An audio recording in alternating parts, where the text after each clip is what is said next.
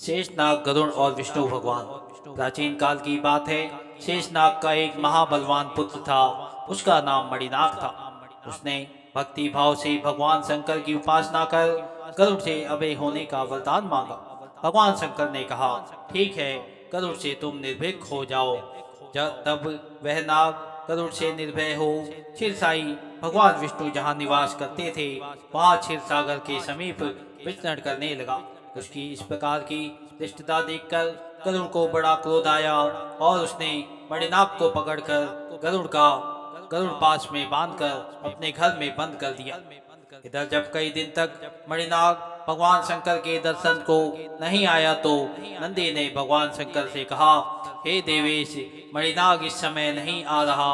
अवश्य ही गरुड़ ने खा लिया होगा या बांध लिया होगा। यदि ऐसा न होता तो वह क्यों न आता। तब नंदी की बात सुनकर देवादिदेव माँ भगवान शिव ने कहा, नंदिन, मणिनाग गरुड़ के घर पर बंधा हुआ है, इसलिए शीघ्र ही तुम भगवान विष्णु के पास जाओ और उनकी स्तुति करो। साथ ही स्वयं मेरी ओर से कहकर गरुड़ द्वारा बांधे गए उस सर्प को ले आओ। अपने स्वामी भगवान शिव का वचन सुनकर नंदी ने लक्ष्मीपति विष्णु के पास जाकर उनकी स्तुति की और उनसे भगवान शंकर का संदेश कहा। भगवान शंकर का संदेश और नंदी की स्तुति सुनकर नारायण विष्णु बड़े प्रसन्न हुए।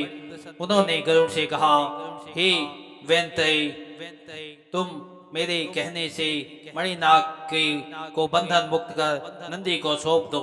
सुनकर गरुड़ क्रोधित हो अहंकार में आकर कह दिया कि स्वामी अपने भृत्यों को पुरस्कार देते हैं और एक आप हैं जो मेरे द्वारा प्राप्त वस्तु को भी हर देते हैं। हे केशव, मेरे बल से ही आप दैत्यों पर विजय प्राप्त करते हैं और स्वयं मैं महाबलवान हूँ, ऐसी डिंग हाँकते हैं। गरुड़ की अहंकार पूर्ण बातें सुनकर भगवान विष्णु ने हंसते हुए कहा, पक्षीराज, तुम सचमुच मुझे पीठ पर ढोते ढोते दुर्बल हो गए हो। हे खगश्रेष्ठ, तुम्हारे बल से ही मैं सब असुरों को जीतता हूँ, जीतूंगा भी। अच्छा, तुम मेरी इस कनिष्ठी का उंगली का भार वहन करो। यह कहकर भगवान विष्णु ने अपनी कनिष्ठिका उंगली गरुड़ के सिर पर रख दी। उंगली के रखते ही गरुड़ का सिर दबकर कोख में घुस गया और कोख में भी दोनों पैरों के बीच घुस गया। इसके उसके समस्त अंग चूर चूर हो गए। तब वह अत्यंत लज्जित दीन व्यथा से कराहता हुआ हाथ जोड़कर विनती भाव से बोला, हे जगन्नाथ, मुझ अपराधी व्यक्ति की रक्षा करो, रक्षा करो। प्रभु, संपूर्ण लोगों को धारण करने वाले तो आप ही हैं। पुत्र वत्सल, हे जगत माता, मुझ दीन दुखी बालक की रक्षा करो, कहकर भगवान की प्रार्थना की। यह देखकर करुणामयी भगवती लक्ष्मी ने भगवान जनार्दन से प्रार्थना की कि प्रभु, गरुड़ आपका सेवक है, उसका अपराध क्षमा कर उसकी रक्षा करें। भगवान ने भी गरुड़ को विनित और अहंकार रहित देखकर कहा कि गरुड़, अब तुम भगवान शंकर के पास जाओ, उनकी कृपा दृष्टि से ही तुम स्वस्थ हो सकोगे।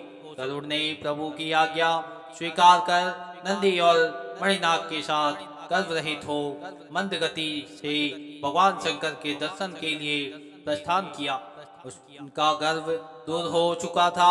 भगवान शंकर का दर्शन कर और उनके कहने से गौतमी गंगा में स्नान कर वे पुनः वज्र सहित देह वाले और वेगवान हो गए। हमें यही सीख मिलती है कि भगवान के आगे हमें अहंकार नहीं करना चाहिए।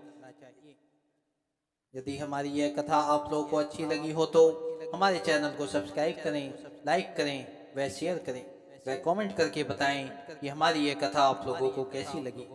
धन्यवाद।